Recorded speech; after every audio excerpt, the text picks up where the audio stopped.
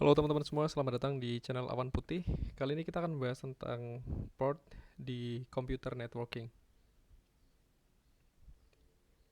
Ya, ports in networking ya. Jadi port adalah sebuah virtual point ya, semacam point virtual di mana koneksi jaringan dibuka dan juga diakhiri. Port adalah software based dan dikelola oleh operating system. Setiap port terasosiasi dengan sebuah spesifik proses atau service tertentu. Jadi kalau misalkan di dalam komputer itu kan ada beberapa layanan ya, layanan atau proses yang berjalan. Misalkan ada proses tertentu gitu ya, dan dia memiliki port. Jadi kalau misalkan kita mau akses ke dalamnya, kita ngakses service itu ya kita akses IP dan juga portnya. Jadi kalau misalkan kita akses IP ya dia cuma ngakses servernya doang gitu ya. Cuman kita mau akses server itu untuk service yang mana. Jadi intinya setiap port itu terasosiasi dengan spesifik proses ya. Jadi ini ada kata spesifik, proses atau service tertentu. Port memungkinkan komputer dengan mudah membedakan antara jenis lalu lintas yang berbeda.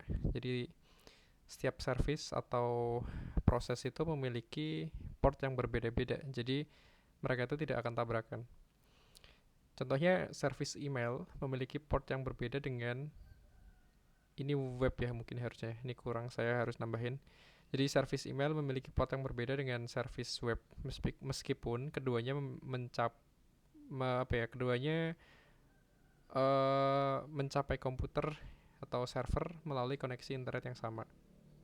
Jadi walaupun kita mengakses komputer yang sama tapi servisnya yang berbeda, itu dia dibedakan dengan port. Jadi antara service email dan juga service web ya. Kalau misalkan email portnya berapa, kalau misalkan web misalkan portnya 80 atau 443, jadi dia nggak akan tabrakan. Alamat IP memungkinkan pesan untuk dan pergi ke dan dari perangkat tertentu, sedangkan nomor port memungkinkan penargetan layanan atau aplikasi tertentu di dalam perangkat-perangkat tersebut. Jadi kayak tadi ya teman-teman, kita ngakses IP ya kita cuma ngakses servernya, tapi kita tidak spesifik mau ngakses ke service atau layanan mana gitu. Jadi kalau misalkan kita mau ngakses service di port 80 misalkan ya, itu biasanya adalah port HTTP, di mana port HTTP itu adalah web application biasanya. Jadi kita akan ngakses di layanan web di port 80 melalui IP sekian gitu. Jadi ibaratnya kalau misalkan port di computer networking itu adalah sebuah pintu lah. Jadi kalau misalkan teman-teman punya server, punya IP public misalkan gitu ya. Walaupun mungkin teman-teman masih bingung IP public itu seperti apa, nanti kita akan bahas di video selanjutnya ya, terkait dengan IP. Jadi misalkan teman-teman akses IP public, kemudian ya teman-teman cuma ngakses servernya doang gitu. Jadi belum spesifik ke layanan atau service tertentu. Cuman kalau misalkan teman-teman ngakses 21 ya, port 21, port 22 itu adalah teman-teman ngakses spesifik proses atau layanan. Misalkan IP titik 2 ya, kemudian port. Nah, itu teman-teman mengakses spesifik service di IP tersebut.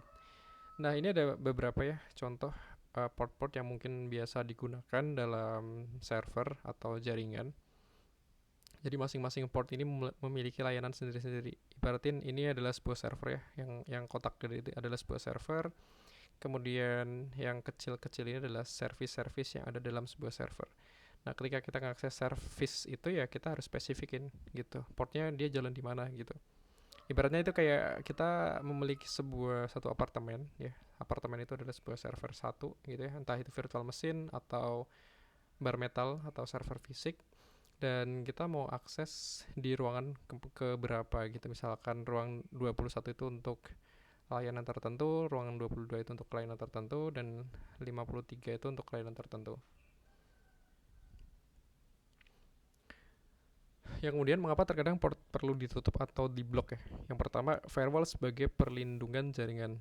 Jadi firewall itu adalah sistem keamanan yang melindungi jaringan dari ancaman dengan memblokir atau mengizinkan lalu lintas berdasarkan aturan keamanan.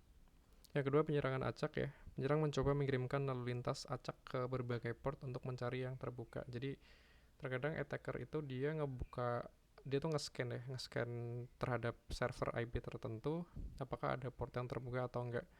Nah, misalkan ada port yang terbuka dan itu celah untuk masuk hacker, ya tentunya ini akan jadi suatu hal yang cukup riskan ya di server tersebut. Makanya kenapa terkadang kita tidak perlu mengopen semua port, apalagi kita ngopen semua port ke IP public ya, ke internet, itu udah termasuk resiko yang cukup bahaya banget gitu. Konfigurasi default firewall. Firewall sebaiknya dikonfigurasi untuk memblokir sebagian besar port secara default dan hanya membuka port-port yang dikenal digunakan secara umum seperti email ya dan web. Jadi kita nggak nge-open semua port ya ke internet, karena kalau misalkan ibaratnya kayak punya rumah, pintunya kebuka semua, itu kan kayak risikonya tinggi banget gitu. Yang keempat, pencegahan serangan terhadap port tertentu. Jadi firewall juga bisa menghentikan serangan dengan memblokir port-port yang memiliki kerentanan. Yang kelima, pentingnya konfigurasi yang tepat ya. Konfigurasi firewall yang tepat sangat penting untuk menjaga keamanan jaringan sambil memungkinkan operasi bisnis yang efisien dan aman. Firewall juga perlu diperbarui dan dipantau secara berkala. Jadi itu ya, kenapa kita perlu terkadang perlu ngenutup atau ngeblok ya open port di server atau di jaringan kita. Ada 65.536 port number ya. Kemudian meskipun beberapa tidak sering dipakai, ada beberapa port yang sering dipakai. Yaitu pertama, port 21, dia melayani protokol transfer file ya, atau FTP. Jadi FTP itu adalah satu protokol di mana digunakan untuk mentransfer file antar klien ya, antar mungkin laptop atau ke server gitu. Kemudian ada SSH ya di port 22. Dia salah satu port yang digunakan untuk menciptakan sebuah terowongan koneksi jaringan yang aman. Jadi kalau misalkan kita mau remote server kita di laptop, ya dia pakai port 22. 53 untuk DNS server, kemudian 80 ya. Ini biasa yang dipakai 80 sama 443. 80 sama 443 itu adalah port untuk web application.